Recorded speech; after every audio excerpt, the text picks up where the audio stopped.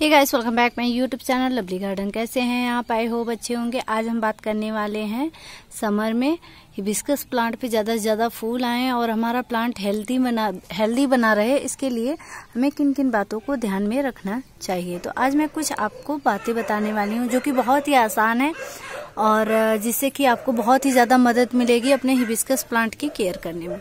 तो guys, video को last तक देखिएगा। साथ ही साथ अगर आपने हमारे चैनल लवली गार्डन को अभी तक सब्सक्राइब नहीं किया है तो प्लीज़ सब्सक्राइब कर लीजिए। गाइस, ये जो मैं आज आपको टिप्स बताने वाली हूँ वो सभी तरह के हिबिस्कस प्लांट पे लागू होंगे। ऐसा नहीं है कि जो मेरे पास आपको वीडियो में दिख रहे हैं ये उन्हीं हिबिस्कस प्लांट के लिए। आपका कोई सा भी हिबिस्कस का प्लांट है, उस पे किसी भी रंग के फूल आते हैं, ये सारी बातें उन सभी प्लांट पे लागू होंगे। तो गाइस, हिबिस्कस एक हैवी फिटर प्लांट है और जिसे कि फुल सनलाइट बहुत ज़्यादा पसंद है। जो भी फल और फूल वाले पौधे होते हैं उन्हें धूप की ज़रूरत होती है, लेकिन अगर हम बात कर लें समर के धूप की तो ये बहुत ही ज़्यादा हार्ड होती है, मतलब बहुत ही ज़्यादा तेज़ होती है। इससे हमें प्लांट को थोड़ा से बचा के रखना पड़ता है, वरना हमारे जो प्लांट होते हैं उनकी पत्तियां अक्सर बर्न हो जाती हैं। अगर हम कोई फर्टिलाइज़र वगैरह दे दें या फिर कभी भूल से इनमें पानी डालना भूल जाएं तो ये पौधे मुरझा जाते हैं। लेकिन हिबिस्कस एक रफ टफ सा प्लांट है, इसलिए इस पे ज़्यादा कोई प्रभाव तो नहीं पड़ता। लेकिन मई जून जुलाई अगस्त की जो तेज़ धूप होती है, लू होती है जो, इससे इसको बचा के रखने के लिए ग्रीन नेट का इस्तेमाल करना चाहिए। वरना देखिए इस तरीके से हमारे जो फूलों की पंखुड़ियाँ होती है जो कि काफ़ी सेंसिटिव होती हैं, नाजुक होती हैं, वो इस तरीके से बर्न हो जाएंगी। अब बात कर लेते हैं इस प्लांट की मिट्टी की गुड़ाई की। तो गाइस, ये बात तो है बहुत ही ज़्यादा छोटी, पर ये बहुत ही इम्पोर्टेंट टॉपिक होता है कि मिट्टी की गुड़ाई हमें महीने में कम से कम 2 बार और ज़्यादा से ज़्यादा 4 बार कर देना चाहिए।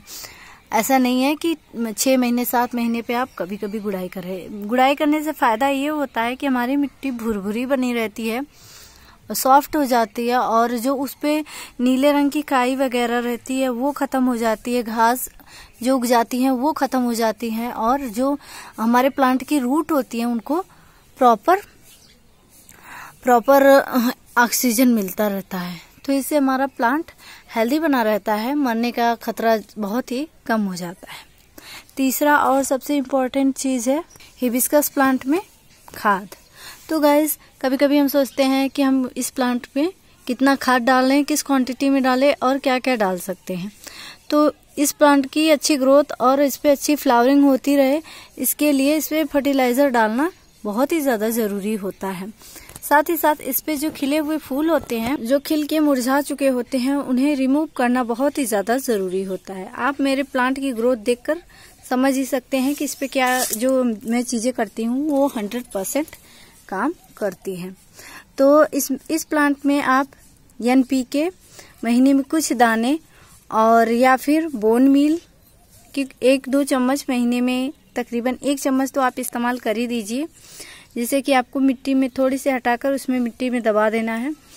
उसके अलावा ऑर्गेनिक चीज़ों में आप बनाना पील फर्टिलाइज़र, केले के छिलके को या फिर जो चाय पत्ती होती है उसको भी डाल सकते हैं। इस प्लांट को भी एसिडिक मिट्टी पसंद है, तो एसिडिक बनाने के लिए फिटकरी या फिर लेमन वाटर का इस्तेमाल या वाइट विनेगर की कुछ बूंदे पानी में डिज़ोल्व करके ज़रूर दीजिए, जिससे कि इस प्लांट पे कंटिन्यू फ्लावरिंग होती रहे और इसकी मिट्टी का pH लेवल बना रहे।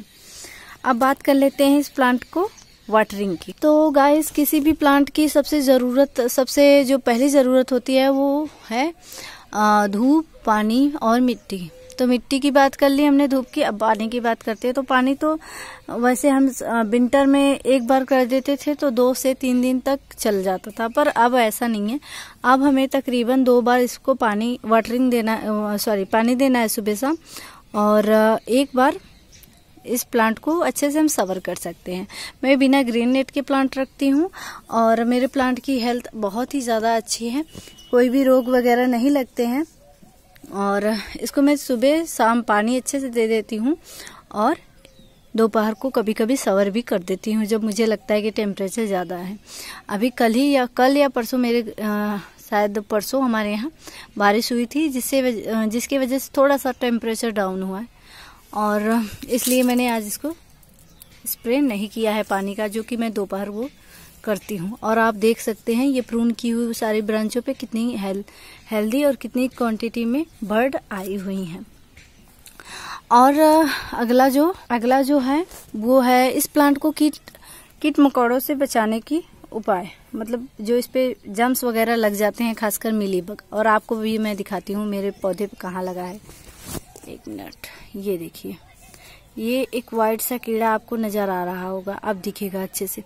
तो ये एक ही है, तो इसको मैं हटा देती हूँ।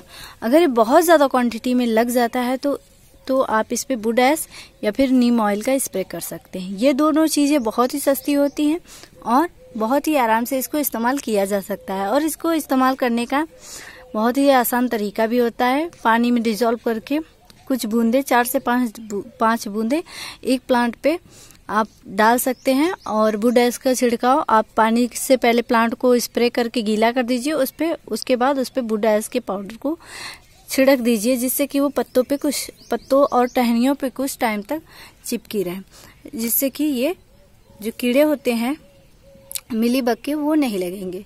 इसके अलावा इसमें कुछ प्रॉब्लम आती है, ज्यादा पानी दे देने से पत्ते पीले हो जाते हैं और कलियां भी येलो होकर गिर जाती हैं। पर यह समस्या गर्मियों के दिनों में देखने को बहुत कम मिलती है। तो होप करती हूँ गाइस आपको हमारा ये समर में हिबिस्कस की केयर करने का आसान तरीका बहुत ही ज़्यादा अच्छा लगेगा तो लाइक करिए, वीडियो को शेयर करिए और चैनल को सब्सक्राइब करना ना भूलिए। Bye, have a nice day.